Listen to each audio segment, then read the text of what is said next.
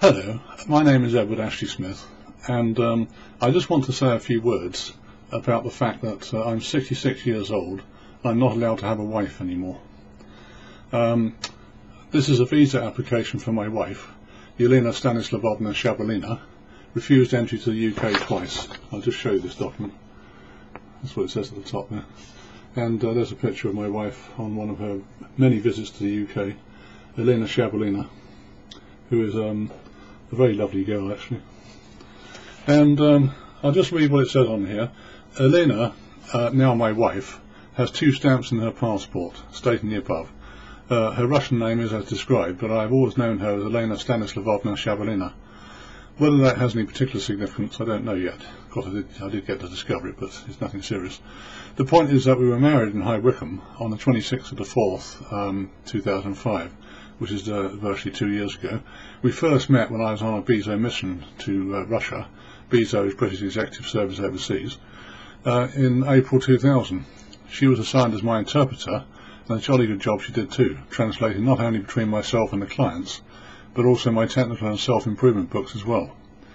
After a few days we had fallen for each other, or so I believed, realising of course that with the poverty levels in Russia, so far as Elena was concerned, anything was better than what she had now. Plus the fact that I had already been married 3 times already. Appalling, although I have been divorced this time since 1994. How to get her over to the UK for a visit? Well, firstly I went to Moscow for a 10-day holiday, during which I promised to support her. Her troubles were over. Then a few months later we had 10 days in Spain together. Eventually the following spring, Elena obtained a visa for a package tour to London. We stayed 2 nights at the booked Alexandra Hotel in Bayswater. Then we went walkabout down in the West Country for a few days, which was wonderful again. Her tourist visas were valid for a month. She came over once more on a 1 month, same package tour visa. Then they let her have 2 consecutive 6-month visas, as she had now established a track record, we thought. This latter point is very significant to the nanny state syndrome. Nothing wrong so far. In order to get a visa in the first place, she had to use a Russian agent, who told her what to put in the visa application form. Even though one has to sign it as the truth, shades of Bill Clinton, I did not have a job and I did not own my own property, apartment, as I stated that I did at the time. MB. If she had declared that she was out of work and only had a state apartment and had 2 children to support, she would not have been given a visa in the first place. I.e., if she told the obvious truth, she would have been denied entry. That is a sad fact of life. By this time, having created a reliability track record by not infringing any of the visa terms and conditions, we decided to get married anyway, as we were so happy together, and of course we were in love with each other.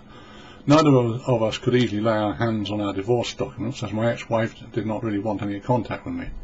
I just gave her 100% of everything, including the house, for the sake of our twin sons' education and prospects. They are now serving officers in the RAF and RM. Elena's divorce documents were somewhere at home in Kirevich-Chepetsk. We decided that, provided that we were both free to marry, then there was no harm in just saying that we were both single, which technically we were. In other words, we would not be committed to crime of bigamy, for example. Now, because of her son Nikita, who is now 13 and at school at the so-called sports school in Moscow, it was not feasible to drag Elena away from her son at this critical time in his education. The language barrier could damage his prospects. We decided to not apply for a so-called spouse visa, but to go to the intermediate route by applying just for a guest visa. One up from a visitor's visa. Her application had been refused twice because she declared that she had a job and property, when in fact she had not. Reason number 1, she lied as a stage view. In anyone's book this would be just a little white lie, but not in the eyes of the Gestapo. The second reason for refusal is that she had originally declared that she was married to her ex-husband, Valery Shabalin, and that she had no contact in the UK with anyone, when in fact she was divorced from him and had been engaged to me since we became engaged at the Cosmos Hotel in Moscow in 2000.